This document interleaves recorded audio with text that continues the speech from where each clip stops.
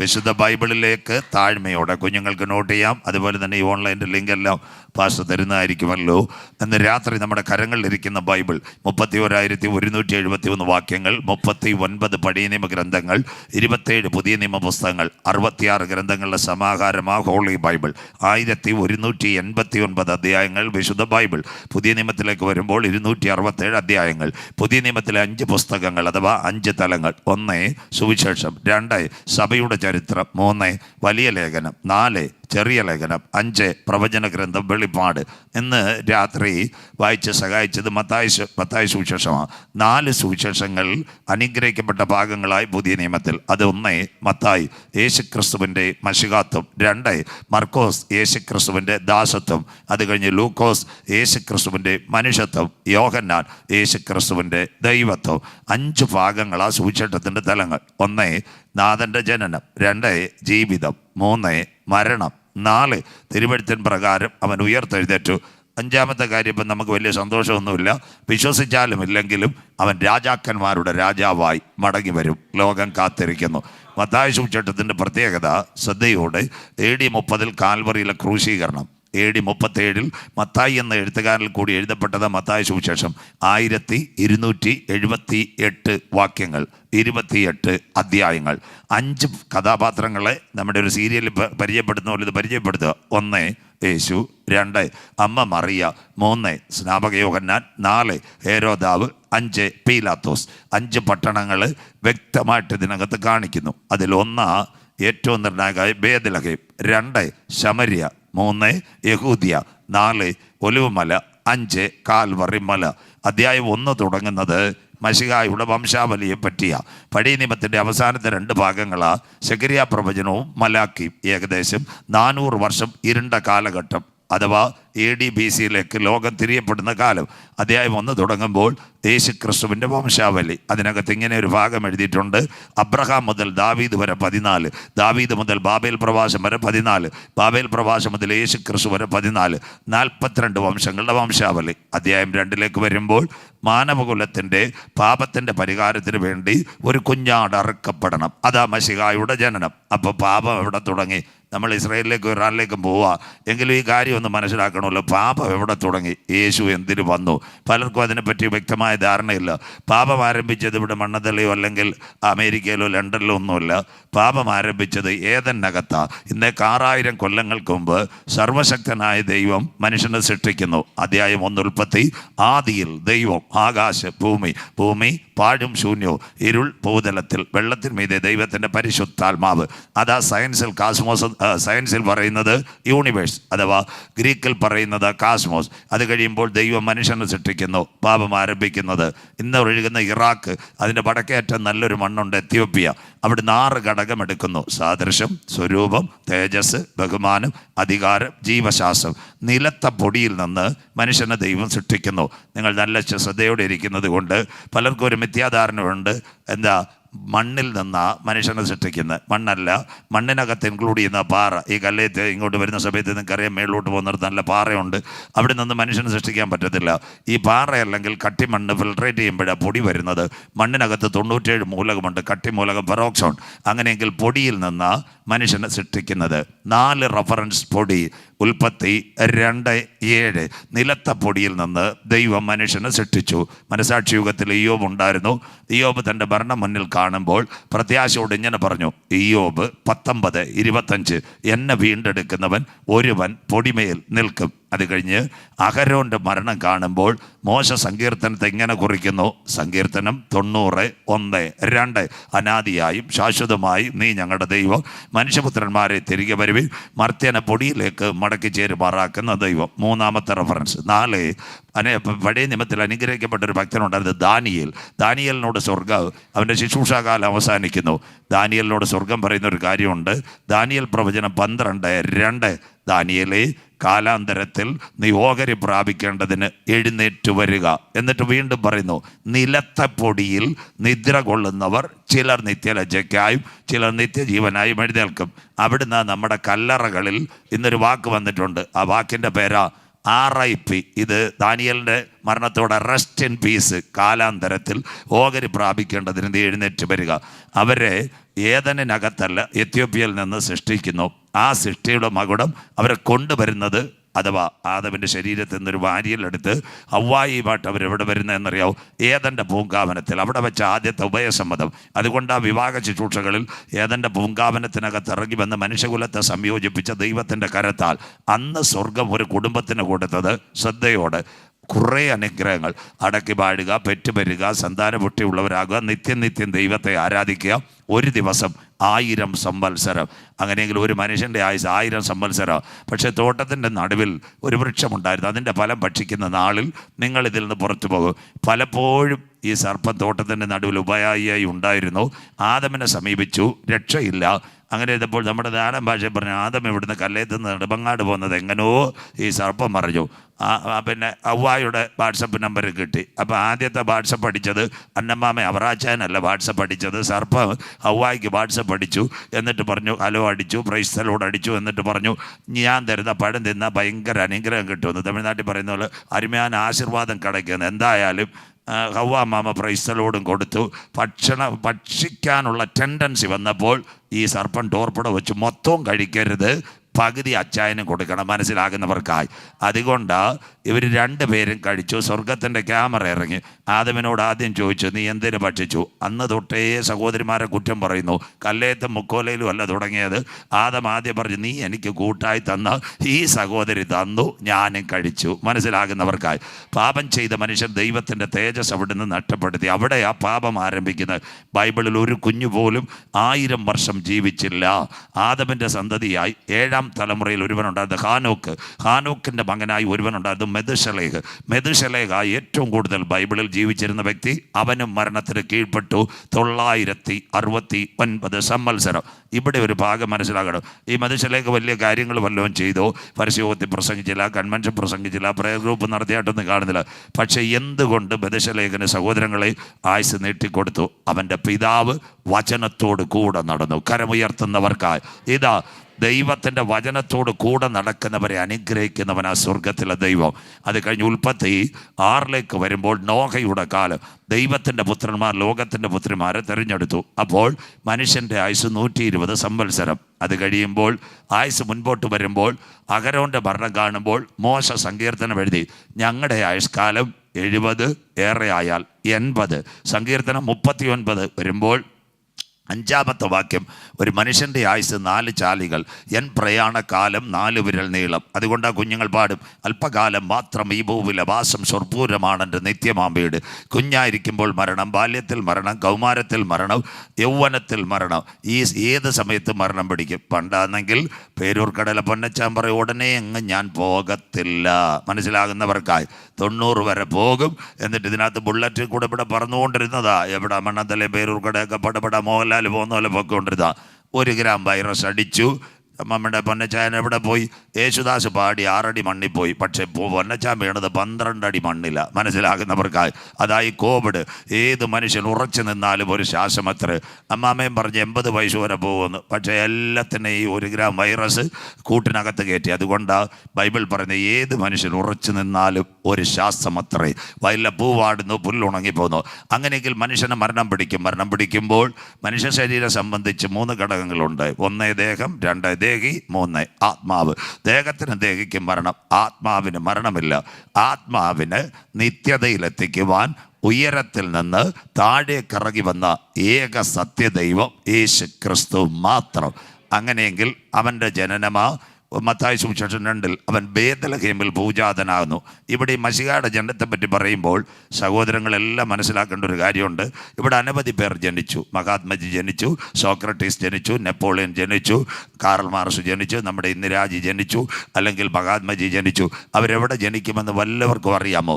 എവിടെ വളരുമെന്ന് വല്ലവർക്കും അറിയാമോ? യേശു ക്രിസ്തുവിൻ്റെ ജനനത്തെപ്പറ്റി വർഷങ്ങൾക്ക് മുമ്പ് വളരെ വ്യക്തമായി രേഖപ്പെടുത്തി. മത്തായി 2 ഇത് വരുന്നതിന് പിറകിൽ 550 അല്ലെങ്കിൽ അങ്ങനെയെങ്കിൽ ഇന്നേക്ക് 2550 കൊല്ലം മുമ്പ് മശിഹ ബേത്ലഹേമിൽ ജനിക്കുമെന്ന് ആരെഴുതി? മീക്ക എഴുതി. ബൈബിൾ പ്രവചനം മീക്ക 5:2. നീയോ ബേത്ലഹേം എഫ്രാത്തെ, സഹസ്രാബ്ദങ്ങൾ ചെറുതെങ്കിലും ഉലകത്തെ പുറപ്പെടുവിക്കുവാനുള്ളവൻ നിന്നിൽ നിന്ന് ഉരുവാകും. ആ പ്രവചനത്തിൻ്റെ നിവർത്തിയ ആര്? നമ്മുടെ മറിയാമ്മച്ചി യോസേപ്പ് ചേട്ടനും കൂടെ ഇവിടെ വന്നു. ബേത്ലഹേമിൽ ഒഗസ്ത്യോസ് കൈസറുടെ കൽപ്പന പ്രകാരം പേർ ചാർത്തപ്പെടേണ്ടതിന് വന്നു. അത് മീക്കായുടെ പ്രവചനത്തിൻ്റെ നിവർത്തി. 2, നമുക്കൊരു ശിശു നൽകപ്പെട്ടിരിക്കും. യെശയ്യാവ് 9:6. ആധിപത്യം അവൻ്റെ തോളിന്മേലിരിക്കും. അത്ഭുതമന്ത്രി, വീരനാം ദൈവം, സമാധാനത്തിൻ്റെ പ്രഭു, നിത്യപിതാവ്, രാജാക്കന്മാരുടെ രാജാവായി അവൻ മടങ്ങി വരും. 3-ാമത്തെ പ്രവചന ഭാഗം യെശയ്യാ പ്രവചനം 7:14. കന്യക ഗർഭം ധരിച്ച് ഒരു കുഞ്ഞിനെ പ്രസവിക്കും. ഇമ്മാനുവേൽ, ദൈവം നമ്മോട് കൂടെ. ഇവിടെ ദൈവമക്കൾ നമ്മൾ അന്ത്യകാലത്തിൽ പോകുന്നെങ്കിൽ ഇതൊന്ന് കേട്ടിട്ട് ഞാൻ അങ്ങോട്ടങ്ങ് പോകാം. ആ കാലഘട്ടത്തിൽ യെശയ്യാവിൻ്റെ പ്രവചനം കേട്ട് അനേകം പേർ ഇസ്രായേലിലുണ്ടായിരുന്നു, അഥവാ സ്ത്രീകൾ. ആ സ്ത്രീകൾ പലർക്കും പിടികിട്ടി മശിഹ ഞങ്ങളിൽ ജനിക്കും. അന്ന് ഒത്തിരി പെൺകുട്ടികൾ കല്യാണം കഴിച്ചിട്ടില്ല. അതുകൊണ്ട് നമ്മുടെ ഗബ്രിയേൽ മാലാഖ ഇന്ന് ആമസോണും ഫ്ലിപ്കാർട്ടും ഗിഫ്റ്റ് കൊടുക്കുന്നത് പോലെ മറിയാമ്മച്ചിയുടെ അടുത്ത് വന്ന് നമ്മുടെ ഇന്നത്തെ കല്യാൺകാർ പറയുന്നില്ല, മറിയ ചേച്ചി, മറിയ കൊച്ചമ്മയെ നല്ല വിളിച്ചത്, കൃപ നിറഞ്ഞ മറിയമ്മ നിനക്ക് വന്ദനം. അനേകം പേരിൽ നിന്ന് നിനക്കൊരു തിരഞ്ഞെടുപ്പ്. പരിശുദ്ധാത്മാവ് നിൻ്റെ മേൽ നിഴലിടും, ഒരു സന്തതിയെ പ്രസവിക്കും. ഇമ്മാനുവേൽ, ദൈവം നമ്മോട് കൂടെ.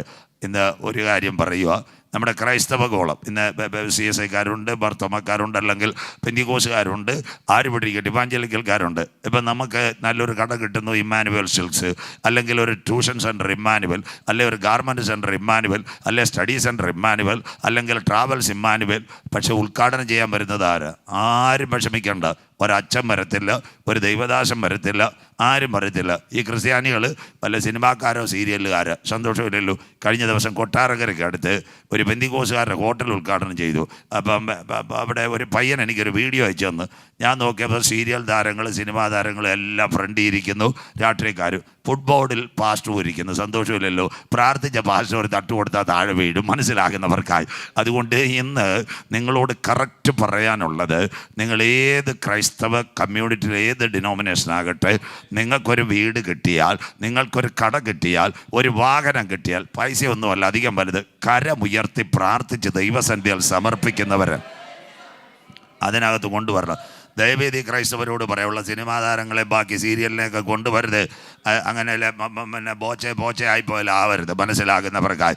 കരമുയർത്തി പ്രാർത്ഥിക്കുന്നവർ കൊണ്ടുവരണം. ഇമ്മാനുവേൽ, ദൈവം നമ്മോട് കൂടെ. പേര് ഇമ്മാനുവേല, പക്ഷേ ദൈവമില്ല, ദേവനുമില്ല, മനസ്സിലാകുന്നവർക്കായി. അതുകൊണ്ടാണ് ഇത് പറയുന്നത്. അങ്ങനെയെങ്കിൽ യേശു ക്രിസ്തു ഇവിടെ ബേത്ലഹേമിൽ ജനിക്കുന്നു. മാതാപിതാക്കളുടെ നടുവിൽ അവൻ വളരുന്നു. 30-ാമത്തെ തിരുവയസ്സിൽ യോർദാനിലെ കലക്കവെള്ളത്തിൽ സ്നാനമേൽക്കുന്നു. 33 തിരുവയസ്സിൽ പാപത്തിൻ്റെ പരിഹാരത്തിന് വേണ്ടി ഒരാട്ടിൻകുട്ടി അറുക്കപ്പെടണം. അങ്ങനെയെങ്കിൽ പാപത്തിൻ്റെ പരിഹാരത്തിന് വേണ്ടി രക്തം ചിന്താതെ പാപത്തിന് വിമോചനമില്ല. എന്തുകൊണ്ട് യേശു ക്രിസ്തുവിൻ്റെ രക്തം ചിന്തുന്നു? ഇവിടെ ഒരു ഭാഗം നിങ്ങൾ മനസ്സിലാക്കണം. 1-ാമത്തെ മനുഷ്യൻ പാപം ചെയ്തു, രക്ഷയുടെ തേജസ് നഷ്ടപ്പെടുത്തി. 2-ാമത്തെ ഭാഗത്തിലേക്ക് വരുമ്പോൾ രക്തം ചിന്താതെ പാപത്തിന് വിമോചനമില്ല. കല്ലേത്തി രാഷ്ട്രീയക്കാരുടെ പ്രഖ്യാപനം നടക്കുമ്പോൾ ആദ്യം അവർ വിളിക്കുന്ന ഇവിടുത്തെ വികസനമല്ല, രക്തസാക്ഷി സിന്ദാബാദ്, രക്തസാക്ഷി മരിച്ചിട്ടില്ല. പേരൂർക്കടെ BJPയുടെ ശിബിരം നടക്കുമ്പോൾ അവർ പറയും ബലിദാനികൾ. അങ്ങനെയെങ്കിൽ രക്തം ചിന്താതെ സകല പാപത്തിൻ്റെ പരിഹാരത്തിന് വേണ്ടിയും ഒരു രക്തം ചിന്തണം. അതുകൊണ്ടാണ് യോഹന്നാൻ പറഞ്ഞത്, യേശുവിനെ കാണിച്ചിട്ട്, ഇതാ ലോകത്തിൻ്റെ പാപത്തെ ചുമക്കുന്ന ദൈവത്തിൻ്റെ കുഞ്ഞാട്. പെന്തിക്കോസിൻ്റെ പാപമല്ല, CSIയുടെ പാപമല്ല, മർത്തോമയുടെ പാപമല്ല, ഹൈന്ദവൻ്റെ പാപമല്ല, ഇസ്ലാമിൻ്റെ പാപമല്ല, സകല പാപത്തിൻ്റെ പരിഹാരത്തിന് വേണ്ടിയും രക്തം ചിന്തണം. അതാ കാൽവറിയിലെ ക്രൂശീകരണം. അങ്ങനെയെങ്കിൽ ആട്ടുംകുട്ടി എവിടെ അറുക്കപ്പെട്ടു? സഹോദരങ്ങൾ ശ്രദ്ധിക്കുക. 1-ാമത്തെ ആടിൻ്റെ പരമയാഗം കൽദയ പട്ടണമായ ഊരിൽ ഉരിയാടാത്ത ദൈവങ്ങളുടെ നടുവിൽ തേജോമയനായ ദൈവം അബ്രഹാമിനെ വിളിക്കുന്നു. 1498 കിലോമീറ്ററാണ് ഇന്നത്തെ ഇറാഖും ഇസ്രയേലും. അബ്രഹാമിനോട് ദൈവം ഉൽപ്പത്തി 12, 1, 2, 3 നിന്നെ അനുഗ്രഹിക്കുന്നവനെ ഞാൻ അനുഗ്രഹിക്കും, നിന്നെ ശപിക്കുന്നവനെ ഞാൻ ശപിക്കും, നിന്നാൽ ഭൂമിയിലെ സകല വംശങ്ങളും അനുഗ്രഹിക്കപ്പെടും. നിന്റെ സന്തതി ആകാശത്തിലെ നക്ഷത്രം, ഭൂമിയിലെ പൊടി, കടൽക്കരയിലെ മണൽത്തരി പോലെ അനുഗ്രഹിക്കപ്പെടും. ഇപ്പോൾ അവർ നേരെ വന്നു ഇവിടെ വന്ന് മമ്രയുടെ തോപ്പിൽ അവിടെ ദൈവിക ദർശനമുണ്ടായി. ദൈവദാസന്മാർ കടന്നു വന്നു, അബ്രഹാമിനെ അനുഗ്രഹിച്ചു. വാർദ്ധക്യകാലത്ത് ഒരു സന്തതി ജനിച്ചു. അവൻ്റെ പേരാ ഇസഹാക്ക്. അവർ കുഞ്ഞിന് വേണ്ടി ഒരാട്ടിൻകുട്ടി.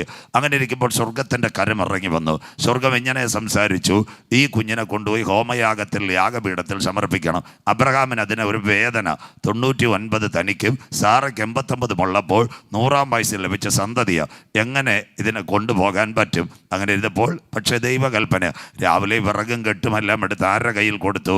കുഞ്ഞിൻ്റെ കയ്യിൽ കൊടുത്തു. പലപ്പോഴും ആടിന് ഒരു കയറ് ഇസഹാക്കിൻ്റെ കയ്യിൽ കാണും. അന്ന് പ്രഭാതത്തിൽ ഇസഹാക്ക് ചോദിച്ചൊരു കാര്യമുണ്ട്, അപ്പാ വിറകുണ്ട്, കത്തിയുണ്ട്, യാഗപീഠത്തിനകത്ത് സമർപ്പിക്കേണ്ട മൃഗം എവിടെ? അപ്പം പറഞ്ഞൊരു കാര്യമുണ്ട്, കുഞ്ഞെ യഹോവ കരുതിക്കൊള്ളും. എന്തുകൊണ്ട് അബ്രഹാം അങ്ങനെ പറഞ്ഞു? ഇന്ന് ഈ പ്രയർ കൂട്ടായ്മയിൽ ഇരിക്കുന്ന സഹോദരങ്ങളോട്, അബ്രഹാമിനറിയാം ഇസഹാക്കിനെ കൊണ്ടുപോയി ഹോമയാഗം നടത്തി വിറകം കെട്ടിനകത്ത് ചാരക്കൂമ്പാരം തള്ളിയാലും അതിനകത്ത് 1000-കണക്കിന് ഇസഹാക്കുമാരെ ഉരുവാക്കാൻ കരുത്തുറ്റവനാ സ്വർഗത്തിലെ ദൈവം. അതുകൊണ്ട് പറഞ്ഞ യഹോവ കരുതിക്കൊള്ളും. ഇവിടെ ആ വചനം മനസ്സിലാക്കേണ്ടത്, ഒരു വഴിയായി അബ്രഹാം യാത്രയായി. അബ്രഹാം നേരെ പോയി മോറിയ ദേശത്ത് 3 ദിവസത്തെ വഴി ദൂരം ഒരു പാറയിൽ ആരക്കടത്തി? ഇസഹാക്കിനെ കടത്തി. ലൈവ് പോയാലും കുഴപ്പമില്ല, കേട്ടാലും.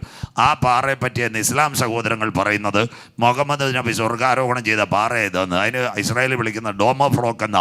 അവിടെ മുഹമ്മദ് നബി ഒന്നും പോയതല്ല. ആരാ? അബ്രഹാം ഇസഹാക്കിന് യാഗം സമർപ്പിച്ച പാറയാണ്. ആ പാറയ്ക്കകത്ത് കെട്ടി നിർത്തി. എന്തുകൊണ്ട് അബ്രഹാം കെട്ടി? കുഞ്ഞിന് തൻ്റെ കരങ്ങളിലിരിക്കുന്ന കത്തി ഈ കുഞ്ഞിൻ്റെ മേൽ പതിക്കുമ്പോൾ ഒരുപക്ഷെ ഈ കുഞ്ഞ് വേവലാതിപ്പെടാൻ സാധ്യതയുണ്ട്. അങ്ങനെയെങ്കിൽ യാഗം തടസ്സപ്പെടാൻ സാധ്യത. അതുകൊണ്ട് നല്ലതുപോലെ കെട്ടി ഉറപ്പിച്ചു. അവസാനമായി അബ്രഹാം ഒരു കാര്യം ചെയ്തു, പ്രാർത്ഥനയുടെ കത്തി ഉയർത്തി. ഇന്ന് കൺവെൻഷൻ കൂട്ടങ്ങളിൽ ആദ്യ രാത്രി തന്നെ വഴികളും വാതിലുകളും അടയും. സഹായിക്കേണ്ടവരാരും നിന്നെ കാണത്തില്ല. എന്ന് നിന്റെ പ്രാർത്ഥനയുടെ കരങ്ങൾ ഉയരുന്നുവോ, സ്വർഗത്തിൻ്റെ കോവണി നിനക്ക് വേണ്ടി ഇറങ്ങി വരും. വിശ്വസിക്കുന്ന ദൈവമക്കൾക്കായി അവസാന മോമെന്റിൽ ദൈവകരം ആർക്ക് വേണ്ടി വെളിപ്പെട്ടു? അബ്രഹാമിന് വേണ്ടി വെളിപ്പെട്ടു. ഒരു ശബ്ദം അബ്രഹാമിന് കേൾക്കുവാനിടയായി, അബ്രഹാമേ ബാലകന്റെ മേൽ കൈവെക്കരുത്, അവന് പകരമായ ഒരാട്ടിൻകുട്ടി മറുപടിയായി കടന്നു വരുന്നുണ്ട്. ഇന്ന് രാത്രി കൺവെൻഷൻ കൂട്ടങ്ങളുടെ പ്രഥമ രാത്രി, സിസ്റ്റർ ബ്രദർ, നിന്റെ വിചാരമല്ല ദൈവത്തിന്റെ വിചാരം. നീ കണ്ട വഴിയല്ല ദൈവത്തിന്റെ വഴി. ആകാശ ഭൂമിക്ക് മീതെ ഉയർന്നിരിക്കുന്ന അത്ഭുതത്തിന്റെ വഴി തുറക്കുക. ഇന്ന് രാത്രി ഞാൻ ആരാധിക്കുന്ന ദൈവത്തിന് കഴിയും. എത്ര പേർക്ക് ഇന്ന് രാത്രി കാര്യം മനസ്സിലാകുന്നു? ഒരുപക്ഷെ രോഗം പറയും നിന്നെ തകർത്ത് കളയും, ലോകം പകരും നിന്നെ തകർത്ത് കളയും, ഈശാന മൂലം നിന്റെ പടകിന് നേരെ ആഞ്ഞടിക്കും, നിന്റെ ബന്ധുക്കളും ചാർച്ചക്കാരും നിന്നെ കൈവിട്ട് കളയും. ഖബാ, ഇന്ന് രാത്രി ആദ്യ രാത്രി പറയണം, മറുവഴിയായി ഒരു വിടുതൽ തരുവാ. ഇസഹാക്കിന്റെ കണ്ണുനീരിനകത്ത് ദൈവകരം ഇറങ്ങിയെങ്കിൽ, യാക്കോബിന്റെ പ്രാർത്ഥനയുടെ നടുവിൽ ദൈവ ശബ്ദം ഇറങ്ങിയെങ്കിൽ, ഇന്ന് രാത്രി ആ കരം തളർന്ന കരമല്ല. എത്ര പേർക്ക് ഇന്ന് രാത്രി കാര്യം മനസ്സിലാകുന്നു? പരാജയത്തോട് ഇന്ന് രാത്രി ഗലീല പ്രയർ ടവറിൽ പോവരുത്. ലാസ്റ്റ് മോമെന്റിൽ നിന്റെ കടുങ്കട്ട് വീണ വിഷയത്തിന് മറുപടി തരുവോ. ഇന്ന് രാത്രി ഞാൻ ആരാധിക്കുന്ന ദൈവം വിശ്വസ്തൻ. മനസ്സിലാകുന്നവർക്കായി സ്വോത്രം. ലോകം പറയും നിന്റെ പടക് തകരും, നാട്ടുകാർ പറയും നിന്റെ പടക് തകരും. എന്നാൽ ഇന്ന് രാത്രി മാതാവേ പിതാവേ, നിന്നെ കുടിലിനകത്തത് കല്ലേത്തും അഥവാ കുടപ്പനക്കുന്നിൽ വിളിച്ചിറക്കിയ സാധാരണ ദൈവമല്ല. ആരാ നമ്മുടെ ദൈവം? അണ്ടകടാകങ്ങളെ സൃഷ്ടിച്ച ദൈവം, ആകാശ നക്ഷത്രങ്ങളെ ഉളവാക്കിയ ദൈവം, സൂര്യനെയും ചന്ദ്രനെയും അതതിൻ്റെ ഓർബിറ്റിനകത്ത് കറക്കുന്ന ദൈവം, മിൽക്കി വേ ഗാലക്സിക്കകത്ത് ആകാശ പാറകളെ വെച്ച ദൈവം, കോപ്ലിയാർ ബെൽറ്റിനകത്ത് ഗ്രഹങ്ങളെ വെച്ച ദൈവം. അവൻ അറിയാതെ എൻ്റെ തലയിൽ ഒരു മുടിതാര് പോലെ താഴെ വീഴുവാൻ. എത്ര പേർക്ക് കാര്യം മനസ്സിലാകുന്നു? ഇന്ന് രാത്രി വാഗ്ദത്തമുള്ളവനെതിരെ പോരാട്ടം വരും, വാഗ്ദത്തമുള്ളവനെതിരെ പ്രതികൂലം വരും. ഈശാന മൂലം നിന്റെ കുടുംബത്തിന് നേരെ ആഞ്ഞടിക്കും. രോഗങ്ങൾ പല പ്രാവശ്യം നിനക്കെതിരെ വരും. കുഞ്ഞെ, ഇന്ന് രാത്രി പറയണം, എന്താ സംഭവം എന്നറിയോ? ക്യാൻസർ 4ാമത്തെ സ്റ്റേജായിരിക്കും. RCCയുടെ വാതിലുകൾ നിൻ്റെ മുൻപിൽ അടയും. ഒരുപക്ഷെ കുഞ്ഞുങ്ങളോട് പറയും, പാലിയേറ്റീവിൻ്റെ കയറിനകത്ത് പറയും, പോയാൽ ഒരു 3 മാസം മലമുകൾ സെമിത്തേരി ഉറപ്പാ. എന്നാൽ ഇന്ന് രാത്രി പറയണം, ഡോക്ടറുടെ വാക്കല്ല വലുത്, പാലിയേറ്റീവിലെ കുട്ടിയുടെ വാക്കല്ല വലുത്. ഇന്ന് രാത്രി എൻ്റെ കയ്യിൽ ഒരുവൻ പിടിച്ചിട്ടുണ്ട്, അവൻ്റെ പേര് ഉയർത്തെഴുന്നേറ്റ യേശു ക്രിസ്തു. വിശ്വസിക്കുന്ന ദൈവമക്കൾക്ക് ഈ രാത്രി ഞാൻ എൻ്റെ ദൈവത്തെ വാഴ്ത്തുന്നു. നിൻ്റെ കണ്ണുനീരിൻ്റെ മറുപടി നിൻ്റെ പുരയ്ക്കകത്ത് ഇറങ്ങി വരുന്നത് വരെ നിന്റെ കണ്ണുകൾ അടയുവാൻ എൻ്റെ ദൈവം അനുവദിക്കത്തില്ല. മനസ്സിലാകുന്നവർക്ക് അച്ചായ ഹാർട്ട് അറ്റാക്ക് പല പ്രാവശ്യം ആഞ്ഞടിക്കും. ഹല്ലേലൂയ. ഇന്ന് രാത്രി അനന്തപുരയിലെ ബാഗുലയൻ സാർ പറയും, അനസ്തേഷ്യ ഇടാൻ പറ്റത്തില്ല, ബൈപ്പാസ് നടക്കത്തില്ല. ഒരുപക്ഷെ ഓടി നിംസിൽ പോകും, മധു ശ്രീധർ സമീപിക്കും. പുള്ളിയും പറയും നടക്കത്തില്ല. പുള്ളി പറയുന്നൊരു കാര്യമുണ്ട്, അടുത്ത അറ്റാക്കോടുകൂടി പുള്ളി സെമിത്തേരില്ല. ഇന്ന് രാത്രി അനന്തപുരിയിലെ ബാഗുലയൻ ഡോക്ടറുടെ വാക്കല്ല വലുത്. ഇന്ന് രാത്രി നിംസിലെ മധു ശ്രീധർ പറയുന്ന വാക്കല്ല വലുത്. ഇന്ന് രാത്രി കൺവെൻഷൻ കൂട്ടങ്ങളുടെ ആദ്യ രാത്രി പറയണം, എന്നെ ശക്തനാക്കുന്നവൻ മുഖാന്തരം ഞാൻ സകലത്തിനും മതിയായവനാ. കമോൺ, യേശുവിൻ്റെ നാമത്തെ മാസത്തെ 2026 മാർച്ച് മാസം കരമുയർത്തുന്നവർക്കായി പർവ്വതങ്ങൾ നിന്റെ മുൻപിൽ മാറിപ്പോകും, കുന്നുകൾ നിന്റെ മുൻപിൽ നീങ്ങിപ്പോകും. എന്നാൽ ഇന്ന് രാത്രി നിന്റെ കുടിലിനകത്തുനിന്ന് നിന്നെ വിളിച്ചിറക്കിയ ദൈവത്തിന്റെ ദയ, the kindness of the mercy of the God is never gone. വിശ്വസിക്കുന്ന ദൈവമക്കൾക്കായി ഈ രാത്രി ഞാൻ എൻ്റെ ദൈവത്തെ വാഴ്ത്തുന്നു. വാഗ്ദത്തമുള്ളവരെ തകർക്കാൻ ഒരു അന്ധകാര ശക്തിക്ക് കഴിയത്തില്ല. വാഗ്ദത്തമുള്ളവരെ തകർക്കാൻ ഒരു കത്തിക്ക് കഴിയത്തില്ല. വാഗ്ദത്തമുള്ളവരെ തകർക്കാൻ ഒരു വെന്റിലേറ്ററിന് കഴിയത്തില്ല. Lord Jesus. അപ്പോൾ ആദ്യമായിട്ട് ഇസഹാക്കിന് പകരമായി ഒരാട്ടിൻകുട്ടി. സിസ്റ്റർ, ഒരു വഴി പ്രതികൂലം വരും, രോഗശക്തികൾ വരണം. അപ്പം പറയണം മറുവഴിയായി എനിക്കൊരു വിടുതൽ വരുന്നുണ്ട്. മനസ്സിലാകുന്നവർക്കായി അബ്രഹാം ഇതുവഴി കുഞ്ഞുമായിട്ട് നടന്നു കയറുമ്പോൾ മറുവഴിയായി അവൻ അറിയാതെ ഒരു ആട്ടിൻകുട്ടി അയച്ചവൻ സ്വർഗത്തിലെ ദൈവം. നിന്റെ കടുങ്കെട്ട് വീണ വിഷയത്തിലും മറുപടി തരുവാൻ ദൈവം വിശ്വസ്തനായിരിക്കുക. സ്തോത്രം. ആദ്യം ഇസഹാക്കിന് പകരം ഒരു ആട്ടിൻകുട്ടി. രണ്ടാമത്തെ കാര്യം പറഞ്ഞു തരാം. ഇസ്രായേൽ ജനം ഇസ്രായേലിൻ്റെ പാളയത്തിനകത്ത് കട്ടക്കളത്തിൽ ഊഴിയവിചാരകന്മാരുടെ ചാട്ടവാർ, അവരുടെ കഷ്ടത ഞാൻ കണ്ടു, നിലവിളി ഞാൻ കേട്ടു. പെസഹായിൽ ആയിരക്കണക്കിന് ആടുകളെ അറുത്തു. കുഞ്ഞാടിൻ്റെ വിലയേറിയ രക്തം കട്ടിളക്കാൽമേലും കുറുമ്പടിമേലും തേച്ചു. അവർ ആഴമേറിയ ചെങ്കടൽ നടന്നു. മൂന്നാമത്തത് എന്താ? ജ്ഞാനികൾ ജ്ഞാനിയ ശലോമോൻ ദൈവാലയം പടുത്തുയർത്തി. ആ ദൈവാലയത്തിൻ്റെ പ്രത്യേകത, അവിടെ ഏറ്റവും നിർണായകമായി 1,86,000 പരം ആടുകളെ അറുത്തു. ആടിൻ്റെ രക്തം ദൈവാലയത്തിൽ. അവൻ നല്ലവൻ, അവൻ്റെ ദയ എന്നേക്കുമുള്ളത്. അങ്ങനെയെങ്കിൽ ദൈവസാന്നിധ്യം ഇറങ്ങി. ഒരിക്കൽ കൂടി പുക്കോലയിൽ സെന്റ് തോമസിൽ ഇരിക്കുന്നത് പോലെ, ഒന്ന്, ഒരു കുഞ്ഞിന് വേണ്ടി ആട്ടിൻകുട്ടി. രണ്ട്, പാളയത്തിൻ്റെ വിടുതലിന് വേണ്ടി ആട്ടിൻകുട്ടി. മൂന്ന്, ഏറ്റവും നിർണായകമായി ദൈവാലയത്തിൻ്റെ സാന്നിധ്യത്തിന് വേണ്ടി ആട്ടിൻകുട്ടി. ജനം എവിടെ പോയി? ദൈവസന്ധിയിൽ നകന്നു.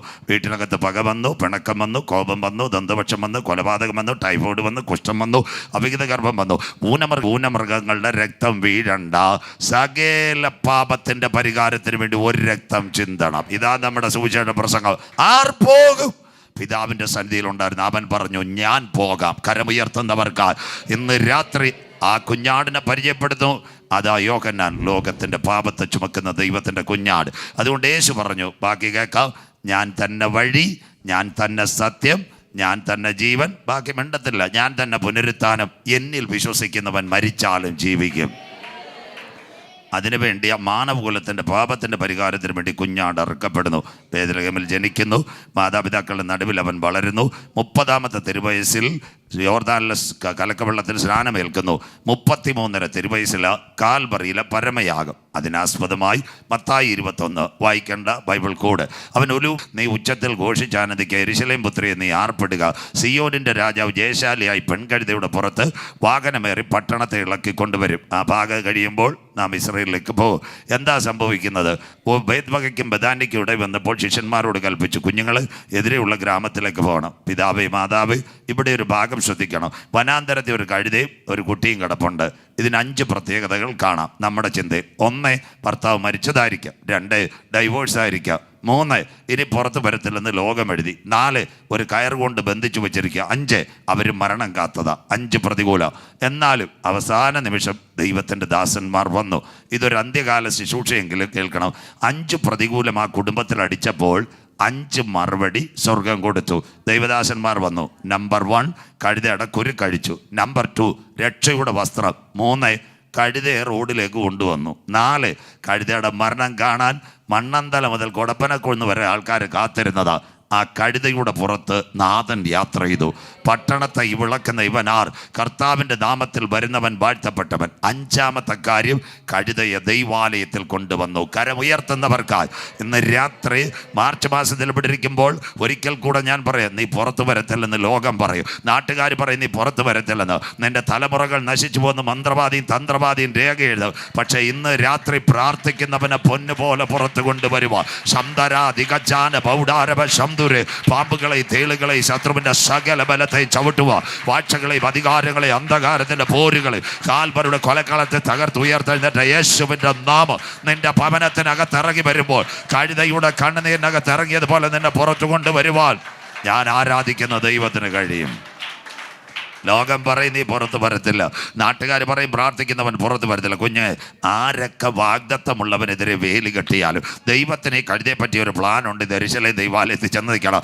അങ്ങനെ ഉള്ളവന് നേരെ ആരൊക്കെ പരീശന്മാർ വേലി കെട്ടിയാലും നാട്ടുകാർ വേലി കെട്ടിയാലും ആരൊക്കെ നിനക്ക് കുടുക്ക് വെച്ചാലും കമ്പ് ഉയർത്തിയാലും നിന്റെ ദൈവത്തിന് നിന്നെ പറ്റിയൊരു പ്ലാൻ ഉണ്ടെങ്കിൽ ദാവീദ് പറഞ്ഞതുപോലെ പറയും, എൻ്റെ ദൈവത്താൽ ഞാൻ മതിൽ ചാടി കടക്കും, എൻ്റെ ദൈവത്താൽ ഞാൻ പടക്കൂട്ടത്തിന് നേരെ പാഞ്ഞെടുക്കും. ദുഷ്ട പിശാച് എനിക്കെതിരെ എൻ്റെ കുടുംബത്തിനെതിരെ ഉണ്ടാക്കുന്ന ഒരായുധവും ഫലിക്കയില്ല. അതുകൊണ്ട് ഇന്ന് നമ്മുടെ കൺവെൻഷൻ കൂട്ടങ്ങളുടെ ആദ്യ രാത്രി ഇസ്രായേലിലേക്ക് പോവുക. സഹോദരങ്ങൾ പറയണം, ദർശനത്തിന് ദൈവം ഒരു അവധി വച്ചിട്ടുണ്ട്, കണ്ണുനീരിന് ദൈവം ഒരു മറുപടി വച്ചിട്ടുണ്ട്. പ്രാർത്ഥിക്കുന്നവൻ അധിക ദിവസം കാട്ടിനകത്ത് കിടക്കത്തില്ല, പ്രാർത്ഥിക്കുന്നവൻ അധിക ദിവസം കാരാഗ്രഹത്തിൽ കിടക്കത്തില്ല, കരയുന്നവൻ ഒരു അധിക ദിവസം മതിൽക്കൂട്ടത്തിൻ്റെ നടുവിൽ നിൽക്കത്തില്ല, മുട്ടുമടക്കുന്നവൻ അധിക ദിവസം സിംഹങ്ങളുടെ നടുവിൽ കിടക്കത്തില്ല. നിന്റെ ദർശനത്തിന് ഒരു അവധി വെച്ചുകൊണ്ട് നിന്നെ പൊന്നുപോലെ പുറത്തു കൊണ്ടുവരുക. ഇന്ന് രാത്രി ഞാൻ ആരാധിക്കുന്ന ദൈവത്തിന് കഴിയും. സ്തോത്രം. 5 പ്രതികൂലം വരും. ഒറ്റ വാക്കൂടെ, ഈ കഴുതയുടെ ശവപ്പെട്ടി കാണാൻ നാട്ടുകാർ കാത്തു നിൽക്കും, കഴുതയുടെ പതനം കാണാൻ വീട്ടുകാർ കാത്തു നിൽക്കും, ബന്ധുക്കളും ചാർച്ചക്കാരും പോസ്റ്റിട്ട് കൊന്നുകൊണ്ട് ഇരിക്കുക. അതിൻ്റെ നടുവിൽ ഒരു വാക്കുണ്ട്, നിന്ദിച്ചവരുടെ നടുവിൽ നിന്നെ മാനിക്കുന്ന ദൈവം, നിന്റെ പരാജയങ്ങളുടെ നടുവിൽ നിന്നെ ഉയർത്തുന്ന ദൈവം, കൂരിരളിൻ്റെ താഴ്വരെ നിന്നെ തള്ളിക്കളഞ്ഞവരുടെ നടുവിൽ കാട്ടുപോത്തിൻ്റെ കൊമ്പിൻ്റെ തല പോലെ ഉയർത്തിക്കൊണ്ടുവരുക. യെരൂശലേം ദൈവാലയത്തിനകത്ത് കൊണ്ടുവന്നു. കഴുതയുടെ കണ്ണുനീരിനകത്ത് ഒരു കരമിറങ്ങിയെങ്കിൽ പ്രാർത്ഥിക്കുന്ന കുഞ്ഞെ നിന്റെ പിന്നിൽ പ്രവർത്തിപ്പാൻ കരുത്തുറ്റവനാ സ്വർഗ ദൈവം. അതുകൊണ്ട് ഇന്ന് രാത്രി ഗലീല പ്രയർ സെന്ററിൽ പറയണം, അവന്റെ ബലമുള്ള കൈക്കീഴിൽ താഴ്മയോടെ ഇരുന്നാൽ തക്ക സമയത്ത് അവൻ നിന്നെ ഉയർത്തുന്ന ദൈവം. ഇവിടം തൊട്ട് അന്ത്യകാല സംഭവം. യേശു ക്രിസ്തു യെരൂശലേം ദൈവാലയത്തിൽ വന്ന് ഓശാന പെരുന്നാൾ, ഓശാന പെരുന്നാളിനകത്ത് യേശു വന്നു. മത്തായി 24 1, 2 വായിക്കണ്ട. യഹൂദനോടുള്ള ബന്ധത്തിൽ അനവധി പെരുന്നാളുണ്ട്. ഓശാന പെരുന്നാൾ, പെസഹ പെരുന്നാൾ, കൂടാര പെരുന്നാൾ, കാഹളനാഥ പെരുന്നാൾ, പെന്തക്കോസ് പെരുന്നാൾ, ആദ്യപലക്കറ്റയുടെ പെരുന്നാൾ. യേശു യെരൂശലേം ദൈവാലയത്തിൽ നല്ല അനുഗ്രഹിക്കപ്പെട്ട ഓശാന പ്രഭാഷണം ഒന്ന് നടത്തി. മത്തായി 24 1, 2 വായിക്കണ്ട. അവൻ ദൈവാലയം വിട്ടുപോകുമ്പോൾ ആലയത്തിൻ്റെ പണി കാണിക്കുന്നു. ഇവിടെ പഠിക്കണം, ഇതാ ഇന്നത്തെ ഇസ്രായേൽ ഹമാസിൻ്റെ വിഷയം. ആലയം, ഒന്നാമത്തെ ആലയം സമാഗമന കൂടാരം, മരുഭൂമിയിൽ കതിരമരം കൊണ്ട് മോശയാൽ. 2 അത് മരുഭൂമിയിൽ പോയി. രണ്ടാമത്തെ ആലയമാ അനുഗ്രഹിക്കപ്പെട്ട ശലോമോൻ ദൈവാലയം പടുത്തുയർത്തി. ജ്ഞാനികൾ ജ്ഞാനിയ ശലോമോൻ ദൈവാലയം പടുത്തുയർത്തി. BC 597 നെബൂഖദ്നേസർ രാജാവ് തകർത്തു. 3 ഇന്നത്തെ ഇറാൻ, അതാ മേദ്യ പാർസി സംസ്കാരം. അതിൽ കോരശ് എന്ന് പറയുന്ന ഒരുവനുണ്ടായിരുന്നു. യെശയ്യാ പ്രവചനം 45 ഒന്നുണ്ട്. വിജാതീയനായ കോരശ് എൻ്റെ ഇടയൻ എസ്ര, നെഹമ്യാവ്, സെരുബ്ബാബേൽ അവരെ കൊണ്ട് ദേവാലയം പണിതു. അത് തകർന്നില്ല. ഹേരോദാവിൻ്റെ കാലത്ത് 46 വർഷം കൊണ്ട് പണിയുന്ന ദൈവാലയത്തിലാണ് യേശു വന്നത്. ഇതാ ലോകഭരണവും കർത്താവിൻ്റെ വരവും. മഹാസമുദ്രത്തിന് നേരെ 4 കാറ്റടിക്കുന്നത് ഞാൻ കണ്ടു. ദാനിയേൽ പ്രവചനം. 1 തല തങ്കൻ നെബൂഖദ്നേസർ, 2 ദാര്യാവേശും കോരശും, അതാ ഇന്നത്തെ ഇറാൻ. 3 അരഭാഗം ഗ്രീക്കിലെ ഒറ്റക്കൊമ്പൻ അലക്സാണ്ടർ. ഇന്നത്തത് കാലിൻ്റെ തുടർ റോമാ സാമ്രാജ്യം. ആ റോമാ സാമ്രാജ്യത്തിൽ നിന്ന് നമുക്ക് സാമ്രാജ്യം കയറി ഇപ്പോഴാ ഇരുമ്പും കളിമണ്ണും. ഇതിൻ്റെ നടുവിൽ കാലിന് 10 പേരിലുള്ളതുപോലെ ഏകലോക ഭരണം 10 കൊമ്പിൽ എഴുന്നേറ്റ് വരും. യെരൂശലേം ദൈവാലയം വിട്ടുപോകുമ്പോൾ ഹേരോദാവിൻ്റെ കാലത്ത് ആലയത്തിന് പണി. യേശു പറഞ്ഞു, ഇത് കല്ലിന്മേൽ കല്ല് ശേഷിപ്പാതെ ഇടിഞ്ഞു പോകും. ഇതെല്ലാം ഇസ്രയേൽ, ഇറാൻ, ഈ ഹമാസ് എല്ലാം ചെല്ലുന്നത് അതിലേക്കാണ്. നാളെ നാം ചിന്തിക്കാം. അങ്ങനെ ഇരുന്നപ്പോൾ യേശു ഒലിവുമലയിൽ ഇരിക്കുക. മത്തായി 24 3, 4, 5 അവൻ ഒലിവുമലയിൽ തനിച്ചിരിക്കുമ്പോൾ ശിഷ്യന്മാർ യേശുപ്പച്ചൻ്റെ അടുക്കൽ ചെന്നു. യേശുപ്പച്ച, അല്ലെങ്കിൽ ഗുരുവേ, അങ്ങയുടെ പല പ്രഭാഷണങ്ങൾ ഞങ്ങൾ കേട്ടു. എന്നാൽ ഇന്ന് പതിവിന് വിപരീതമായി ദൈവാലയത്തിൽ ചില കാര്യങ്ങൾ പറഞ്ഞു. നിന്റെ വരവ്, ക്രൂശീകരണം, അടയാളം. ഗുരു, അതെപ്പോൾ സംഭവിക്കും? നിന്റെ വരവും ലോകത്തിൻ്റെ അവസാനത്തിനും അടയാളം. End of the world, second coming of Jesus. What about the signal? യേശു പറഞ്ഞു, ഇവിടെ വീട് വരും, അല്ലേ കല്ലേ റോഡ് വികസിപ്പിക്കുന്നില്ല. ആരും നിങ്ങളെ തെറ്റിക്കാതിരിപ്പാൻ സൂക്ഷിച്ചുകൊള്ളുവേ. ഞാൻ ക്രിസ്തുവെന്ന് പറഞ്ഞ് അനേക കള്ളക്രിസ്തുക്കളും കള്ളപ്രവാചകന്മാരും എഴുന്നേറ്റ് വരും. ദയവ് ഇത് കല്ലേത്ത കുഞ്ഞുങ്ങൾ ഇതിൻ്റെ പുറകെ പോകുകയേ ചെയ്യരുത്. ഇതെല്ലാം പറയുന്ന പലരും വരാറുണ്ട്. ഏകദേശം എനിക്ക് തോന്നുന്നു 2000 രാത്രികളോളം ഈ പട്ടണത്തിൽ ഞാൻ പ്രസംഗിച്ച കൊർന്നല്യോസ് ജനറൽ ഞാൻ പ്രസംഗിക്കാത്ത ഇവിടുത്തെ കവലകളുമില്ല, കമ്പോളങ്ങളുമില്ല. പലരും ഇതിൻ്റെ പേര് പറയും, യേശുവിനെ കണ്ട എന്തൊക്കെയോ കിട്ടും. ഇന്ന് നമ്മുടെ യേശോപ്പച്ചൻ 5 അപ്പവും 2 മീനും പിതാവിൻ്റെ സന്നിധിയിൽ ഉയർത്തിയതാണ്. ഞങ്ങളുടെ ഉപദേശമാർ പേഴ്സ് എടുത്ത് ഉയർത്തിക്കൊണ്ടിരിക്കുക. മതിയല്ലോ, മനസ്സിലായല്ലോ, ഇത്രയും മതി, ഈ പള്ളിക്ക് ഈ മണി മതി, ബാക്കി പിന്നെ പറയാം മനസ്സിലാകുന്നവർക്കായി. ഇങ്ങനെ പറഞ്ഞ് വീട് കിട്ടും, കാറ് കിട്ടും. இந்த നാളുകളിൽ ഒരു ബാലിബൻ കോട്ടയത്ത് നിന്ന് പേശിയത് യേശുപ്പ പാർത്ത 1.5 കോടി കിട്ടുമെന്ന്. സന്തോഷമില്ലല്ലോ. 801 പഞ്ചായത്ത് കേരളത്തിൽ ഞാൻ പ്രസംഗിച്ചത്. ഇപ്പം നോർത്ത് ഇന്ത്യ കഴിഞ്ഞു, തമിഴ്നാട് കഴിഞ്ഞു. ഒരു 2 ലക്ഷമൊക്കെ കിട്ടിയിരുന്ന എല്ലാവർക്കും 500 രൂപ കർത്തൃവേലക്കാർക്ക് ചായ കുടിക്കാൻ കൊടുത്തേനെ. സ്വോത്രം. ബിജുപാസിന് ഒരു 1000 കൊടുത്തേനെ. പല ഗവൺമെൻറ്റിലും അധ്യക്ഷനായിട്ടിരുന്ന അദ്ദേഹം, മനസ്സിലാകുന്നവർക്ക് സ്വോത്രം. ഇങ്ങനൊക്കെ പറഞ്ഞ് നെടുമങ്ങാട്ടും വരും, തിരുവനന്തപുരത്തും വരും, പേരൂർക്കടയിലും വരും, ഇവിടെ എല്ലാം വരും. ഇതൊന്നുമല്ല സഹോദരന്മാരെ, ദൈവദാസന്മാരെ, നമ്മുടെ സന്ദേശം എന്താണെന്നറിയാം? യേശു ക്രിസ്തു ഏകരക്ഷകൻ. എന്താ സുവിശേഷം? സുവിശേഷം വീടല്ല, കാറല്ല, ഒന്നുമല്ല. പൗലോസ്ലീഹ തന്നെയും ചൊല്ലുന്നു, തിമോഥെയോസിനകത്ത് വ്യക്തമായിട്ട് എഴുതിയിട്ടുണ്ട്. എന്താ സുവിശേഷം? ദാവീദിൻ്റെ സന്തതിയായി ജനിച്ച് ജീവിച്ച് മരിച്ച് അടക്കപ്പെട്ട് 3-ാം നാൾ ഉയർത്തെഴുന്നേറ്റ് യേശുവിനെ ചങ്കൂറ്റത്തോടെ കവലെ പറയണം. അതായിരുന്നു സുവിശേഷം. അപ്പോൾ ഇവിടെ ഉള്ളവർ പറയും, പാസ്റ്ററെ ഇറങ്ങി തിരിച്ചാൽ വല്ലതും വേണ്ടെന്ന്. ഈ കൊർന്നല്യോസ് അച്ഛൻ ഇറങ്ങി തിരിച്ച് എന്ത് കട്ടതയെ കൂടാ പോയത്. സ്വോത്രം. എത്ര ചവിട്ടുപടി കഴിഞ്ഞിട്ടാണ് ഞാനൊരു കട്ടണം കിട്ടിയത്, മനസ്സിലാകുന്നവർക്കായി. നമ്മുടെ കർത്താവ് വിശ്വസ്തനാ.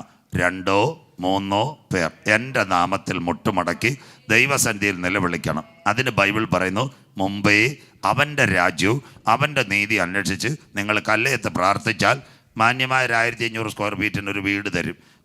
അറ്റ്ലീസ്റ്റ് ഒരു വാഗണർ കാറും തരും. ഒരു കുഞ്ഞിനെ വെളിനാട്ടിലും ദൈവം വിടും. അല്ല എല്ലാം കൂടെ തന്നിട്ടില്ല, കണ്ടല്ല സർവീസ് സഹകരണ ബാങ്ക് പൊട്ടിയോലെ പിന്നെ കരയേണ്ട വല്ല കാര്യമുണ്ടോ, മനസ്സിലാക്കുന്നവർക്കായി. അതുകൊണ്ട് ഇങ്ങനൊക്കെ പറഞ്ഞു വരുന്നവർ ഒരു കാര്യം കൂടെ പറയാം. എന്തായാലും മൈക്ക് മേടിക്കത്തില്ല, സാറിൻ്റെ അടുത്ത് നിന്ന് ഇച്ചിരി ദൂരോട്ട് ഇരിക്കുക, ഉടുപ്പ് പിടിക്കാതിരിക്കുക, മനസ്സിലാക്കുന്നവർക്കായി. സ്വോത്രം. ഏത് ജില്ലയിൽ പോയാൽ, 3 ജില്ലയിൽ പോയാൽ പച്ചക്കള്ളന്മാരെ കിട്ടും. 1 തിരുവനന്തപുരം, 2 കോട്ടയം, 3 എറണാകുളം. കേരളത്തിലെ എല്ലാ ജില്ലയിലും ഞാൻ പ്രസംഗിക്കുന്നത് എനിക്കറിയാവുന്നുണ്ട്.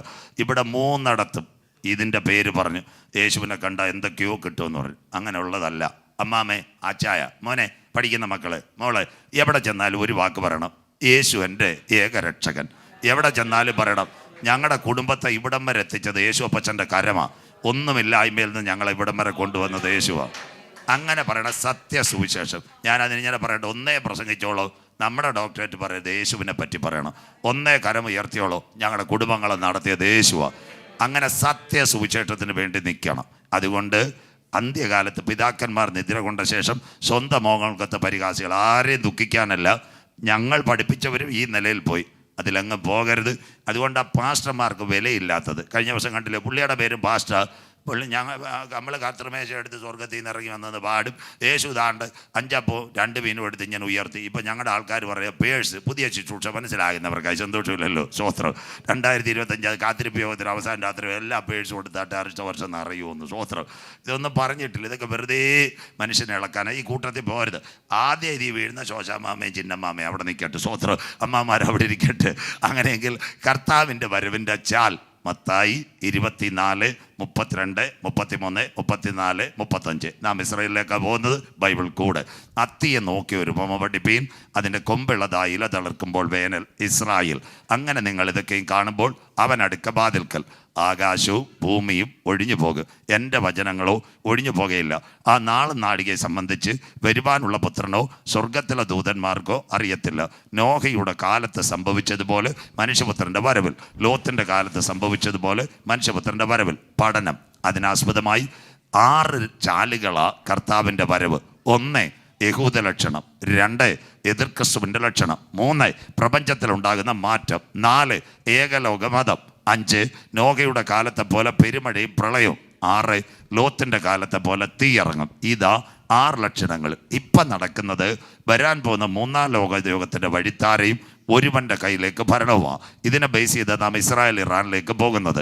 അങ്ങനെയെങ്കിൽ 3 മരങ്ങളോട് ഇസ്രായേലിൽ ഉപമിച്ചിട്ടുണ്ട്. കുഞ്ഞുങ്ങൾ നോട്ട് എഴുതുന്നുണ്ടാണ് പറയുന്നത്. പിന്നെ നിങ്ങൾക്ക് പാസ്റ്റ് ലിങ്ക് കൂടെ തരുമ്പോൾ നിങ്ങൾക്ക് മനസ്സിലാവും. 1 അത്തി യഹൂദൻ്റെ രാഷ്ട്രീയം. ഹോശയ്യ 9:10 അത്തിവൃക്ഷത്തിന് തലക്കനി പോലെ നിന്റെ പിതാക്കന്മാരെ ഞാൻ മരുഭൂമിയിൽ കണ്ട് ഇസ്രായേൽ. 2 മുന്തിരി അവൻ്റെ ആത്മീയം. യോഹന്നാൻ 15:1-2 ഞാൻ സാക്ഷാൽ മുന്തിരിവള്ളിയും എൻ്റെ പിതാവ് തോട്ടക്കാരനും എന്നിൽ കായ്ക്കാത്ത കൊമ്പുകളൊക്കെയും അവൻ വെട്ടിക്കളയുന്നു. മുന്തിരി. 3 സൗന്ദര്യം അതാ ഒലിവ്.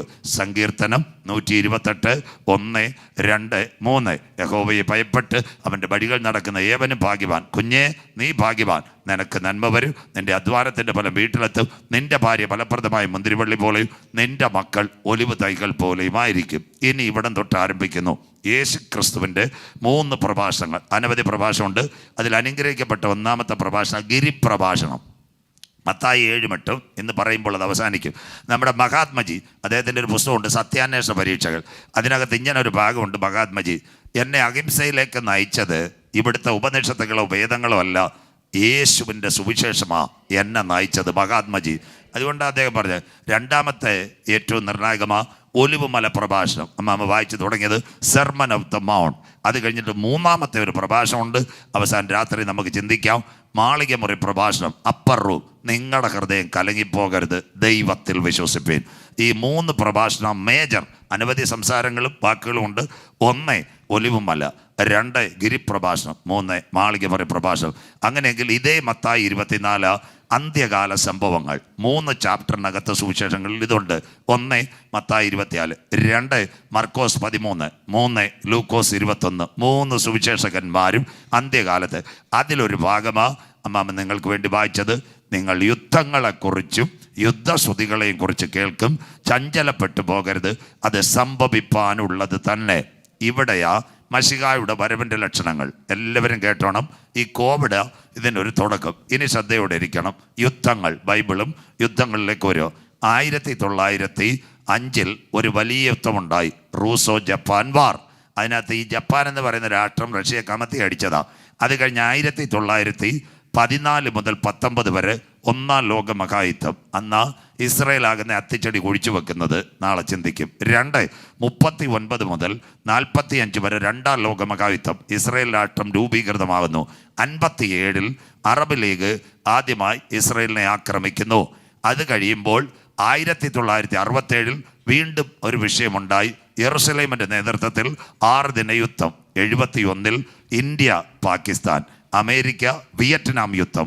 75 ഇസ്രയേലുമായിട്ട് യോങ്കിപ്പർ വാർ. 1980 മുതൽ 90 വരെ നിങ്ങൾക്കറിയാം 10 വർഷം 2 ചേട്ടന്മാരടിച്ചു. ആരൊക്കെയാണെന്നറിയാവും? ഇറാനും ഇറാഖും. അത് തീർന്നപ്പോൾ മലയാളികളെ ഞെട്ടിച്ചുകൊണ്ട് 90 ഒരു സംഭവം ഉണ്ടായി. ഇറാഖിലെ സദാം ഹുസൈൻ ആരെ ആക്രമിച്ചു? കുവൈറ്റിനെ ആക്രമിച്ചു. മനസ്സിലാകുന്നവർക്കായി 92 ആ യുദ്ധം തീർന്നു. പിന്നെ അവിടെ ഇവിടെയൊക്കെ പൊട്ടലും ചീറ്റലുമായിരുന്നു. 92 കൊണ്ട് 2002 10 വർഷം, 2012 20 വർഷം, 2022 ആയപ്പോൾ 30 വർഷം ഒരിടവേള ഉണ്ടായിരുന്നു. 2022 ഫെബ്രുവരി മാസം, ഈ ഫെബ്രുവരി കഴിഞ്ഞ് മാർച്ച് ആയതുപോലെ ഇന്നേക്ക് 4 കൊല്ലങ്ങൾക്ക് മുമ്പ് അന്ത്യദിനത്തിൻ്റെ വഴി തുടങ്ങുന്നു. അത് റഷ്യ ഉക്രൈനെ ആക്രമിക്കുന്നു. ഇതാ റഷ്യ അറബ് ലീഗിൻ്റെ കയ്യിൽ ചെല്ലുന്നത്. അപ്പോൾ 2019 ഇത് ആരംഭിക്കുന്നതിന് മുമ്പ് കോവിഡ് ഇറങ്ങി വന്നത്. അതാ മശിഹായുടെ ഒലിവുമല പ്രഭാഷണം. 2019 കോവിഡ് വന്നു. മത്തായി 24, 21 ലോകാരംഭം മുതൽ ഇന്ന് വരെ സംഭവിച്ചിട്ടില്ലാത്തതും ഇനിമേൽ സംഭവിക്കാത്തതുമായ വലിയ കഷ്ടങ്ങൾ അന്നാളിലുണ്ടാകും. അങ്ങനെയെങ്കിൽ ഇന്ന് ഗലീല പ്രേട്ടവിൽ നിങ്ങൾ ഇരിക്കുമ്പോൾ കഴിഞ്ഞ 4 വർഷത്തിലേറെയായി റഷ്യ ഉക്രൈനെ ആക്രമിക്കുന്നു.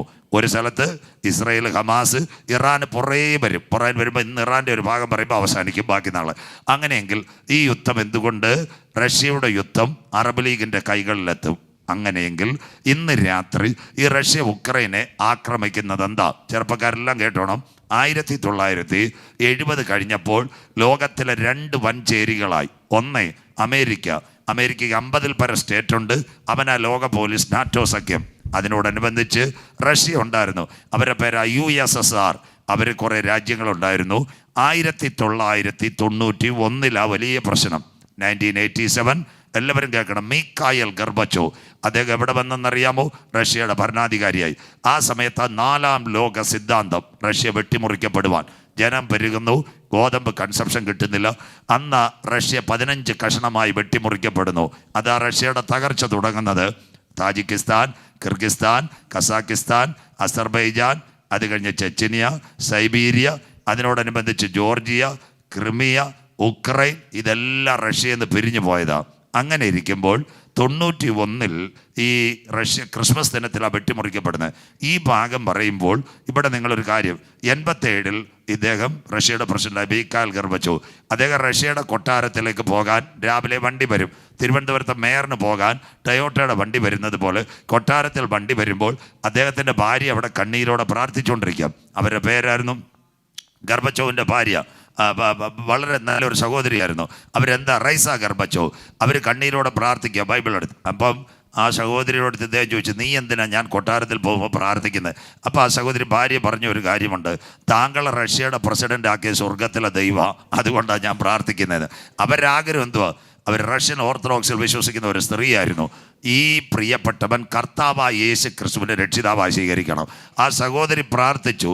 അവരുടെ കണ്ണുകൾ അടയുന്നതിന് മുമ്പ് മിഖായിൽ ഗോർബച്ചോവ് കർത്താവിനെ രക്ഷിതാവായി സ്വീകരിച്ചു. അതാ മറുപടി കരമുയർത്തുന്നവർക്കായി. അതുകൊണ്ടാണ് ബൈബിൾ പറയുന്നത്, നിങ്ങൾ മടുത്തു പോകാതെ പ്രാർത്ഥിക്കണം. മനസ്സിലാകുന്നവർക്കായി. അവർ കലാപം ഉണ്ടാക്കിയില്ല, ഭാഷന്മാരോടോ അച്ഛന്മാരോടോ ഒന്നും പറഞ്ഞില്ല, കൂട്ടായ്മക്കാരോട് പറഞ്ഞില്ല. നിങ്ങൾ മടുത്തു പോകാതെ പ്രാർത്ഥിക്കുക. റൈസ ഗോർബച്ചോവിൻ്റെ കണ്ണുനീരിൻ്റെ ഫലമായി അവർ ലോകത്തിൽ നിന്ന് മാറ്റപ്പെടുന്നതിന് മുമ്പ് തൻ്റെ പ്രിയ ഭർത്താവ് കർത്താവിനെ രക്ഷിതാവായി സ്വീകരിച്ചു. അങ്ങനെയെങ്കിൽ എന്തുകൊണ്ട് റഷ്യ ഉക്രൈനെ ആക്രമിക്കുന്നു? ഏഷ്യാനെറ്റുകാരനും പറയത്തില്ല, മനോരമക്കാരനും പറയത്തില്ല, ഒന്നും പറയത്തില്ല. ഇവിടെ കേട്ടോണം, ബൈബിൾ വായിക്കും. 2010 മിഖായിൽ ഗോർബച്ചോവ് റഷ്യയുടെ പ്രസിഡന്റായി മാറിയതിന് ശേഷം മുന്നോട്ട് ഭരണാധികാരികൾ വന്ന് വ്ളാഡിമിർ പുടിൻ. അന്ന് ഉക്രൈൻ്റെ ഭരണാധികാരിയുടെ പേര് വ്ളാഡിമിർ സെലൻസ്കി. അവനൊരു യഹൂദ സ്ത്രീയിൽ പിറന്നവനാ. അപ്പോൾ അവനൊരു കാര്യം ചെയ്തു. 2013 അമേരിക്കയുടെ പ്രസിഡന്റ് ട്രംപിന് കൊണ്ടൊരു കത്ത് കൊടുത്തു, ഞങ്ങളെ നാറ്റോ സഖ്യത്തിൽ ചേർക്കണം. ട്രംപ് പറഞ്ഞു പറ്റത്തില്ല. 2016 ട്രംപ് മാറിയതിന് ശേഷം അമേരിക്കയുടെ പ്രസിഡന്റ് ജോ ബൈഡൻ അദ്ദേഹത്തിൻ്റെ കൊണ്ടൊരു കത്ത് കൊടുത്തു, ഞങ്ങളെ നാറ്റോ സഖ്യത്തിൽ ചേർക്കണം. അദ്ദേഹം പറഞ്ഞു ചേർക്കത്തില്ല. കാര്യം പറഞ്ഞുതരാം, ചാനലുകാർ പറയുന്നില്ല. 2019 വീണ്ടും ഇവൻ കൊണ്ട് അമേരിക്കയുടെ കത്ത് കൊടുത്തു. അവർ പറഞ്ഞ് ഞങ്ങൾ ചേർക്കത്തില്ല, രക്ഷയില്ല. ബരാക് ഒബാമയോടും പറഞ്ഞ് രക്ഷയില്ല. അപ്പോൾ യൂറോപ്യൻ യൂണിയനിൽ കൊണ്ട് കത്ത് കൊടുത്തു, ഞങ്ങളെ റഷ്യൻ ടെറിട്ടറിയിൽ നിന്ന് രാജ്യം അവിടെ നിൽക്കുമ്പോൾ തന്നെ മറ്റൊരിടത്തേക്ക് ചേർക്കണം. അമേരിക്ക എന്തുകൊണ്ട് ഉക്രൈനെ പാർട്ണറായിട്ട് വെക്കത്തില്ല? എല്ലാവരും പറയും ഇപ്പോൾ ഉക്രൈൻ അടി നടന്നുകൊണ്ടിരിക്കുക, പക്ഷേ അമേരിക്ക പിന്നെ കൂടെ സാധനം കൊടുക്കും, യുദ്ധത്തിൽ പങ്കെടുക്കത്തില്ല. എന്താ വെച്ചാൽ 1975 ഏഷ്യാനെറ്റിനും മനോരമയ്ക്കും ഒന്നും അറിയത്തില്ല. 1975 അമേരിക്കയ്ക്കും റഷ്യയ്ക്കും ഇടയിൽ ഒരു കരാറുണ്ട്, ജോൺ എഫ് കെന്നഡി കരാർ, UN. ആ ഒരു കരാറിനകത്ത് അന്നത്തെ കാലത്ത് റഷ്യ ഒപ്പുവെച്ചിട്ടുണ്ട്, ഞങ്ങളുടെ ചുറ്റിലുമുള്ള ഒരു രാജ്യത്തെ പോലും നാറ്റോ സഖ്യത്തിൽ ചേർക്കരുത്. അതുകൊണ്ടാണ് ഈ ഉക്രൈന് നാറ്റോ സഖ്യത്തിൽ ചേർക്കാത്തത്. പിന്നെ പുറകെ കൂടെ വല്ല അരിമ്പാലോചനവും കൊടുക്കുന്നവല്ല. യൂറോപ്പിനും കത്ത് കൊടുത്തപ്പോൾ റഷ്യക്ക് മനസ്സിലായി, ഇവൻ പൂർണ്ണമായ റഷ്യയുടെ അധീനതയിൽ നിന്ന് മാറിയാൽ ഇവിടെ ഒരു വ്യോമത്താവളോ റഡാർ സിസ്റ്റവും വന്നാൽ അത് റഷ്യക്ക് ഭീഷണിയാവും. അതിനാസ്പദമായി ഈ റഷ്യ ഉക്രൈനെ ആക്രമിച്ചു തുടങ്ങി. 4 വർഷം പിന്നിടുന്നു, ഇത് അവസാനിക്കത്തില്ല. എന്തിനു വേണ്ടി റഷ്യ ഉക്രൈനെ ആക്രമിക്കുന്നു? ഇവിടെ ദൈവമക്കൾ ശ്രദ്ധിക്കണം. അതിൽ ഒന്നാമത്തെ കാര്യം, റഷ്യ ഉക്രൈനെ ആക്രമിക്കുന്നതിൽ 3 കാര്യമുണ്ട്. ഒന്ന്, ലോകത്തിലെ ഏറ്റവും കൂടുതൽ വെള്ളം കിട്ടുന്ന നല്ല ഒരു നദിയുണ്ട്. ആ നദിയുടെ പേര് നിപ്പർ നദി, അത് ഉക്രൈനിലാണ്. 2, ഇന്ന് റഷ്യയുടെ ആണവ നിലയം കത്തിപ്പോയി. ചൊർണോബ്, ഉക്രൈനിൽ ഒരാണവ നിലയമുണ്ട്. സഫ്രോഷ്യ ആണവ പ്ലാന്റ്. 3ാമത്തെ സംഭവമായി റഷ്യ ഉക്രൈനെ ആക്രമിക്കുന്നത് ലോകത്തിലെ ഏറ്റവും കൂടുതൽ ഗോതമ്പ് റഷ്യയിലാണ്, ഇന്ത്യയിലൊന്നുമല്ല. 2ാം സ്ഥാനം ആരുടെ കയ്യിലാണ്? ഉക്രൈൻ്റെയിലാണ്. ഗോതമ്പിൻ്റെ പാടവും കൂടെ കിട്ടിക്കഴിഞ്ഞാൽ അവന് നല്ലതുപോലെ ഭരിക്കാം. അതിനു വേണ്ടിയ ആഴ്ച കൊണ്ട് പിടിച്ചടക്കാമെന്ന് പറഞ്ഞ് തുടങ്ങിയതാ. 4 വർഷവും ഏകദേശം ഇപ്പം നിങ്ങളിരിക്കുമ്പോൾ 1 മാസവും കഴിഞ്ഞു, ഇത് അവസാനിക്കത്തില്ല. അങ്ങനെയെങ്കിൽ അറബ് ലീഗിൻ്റെ കൈകളിലേക്ക് റഷ്യ വീഴാനുള്ള ഒരു ചാല ഇതിനകത്ത് വന്നിരിക്കുന്നത്. അങ്ങനെയെങ്കിൽ ഇസ്രയേലിനെ റഷ്യ ആക്രമിക്കോ? ഇതാണ് ഇന്നത്തെ ഇറാൻ പ്രശ്നം പോയി GCCയിൽ നിന്ന് അമേരിക്കയെ തുടച്ചു മാറ്റാൻ പോകുന്നു.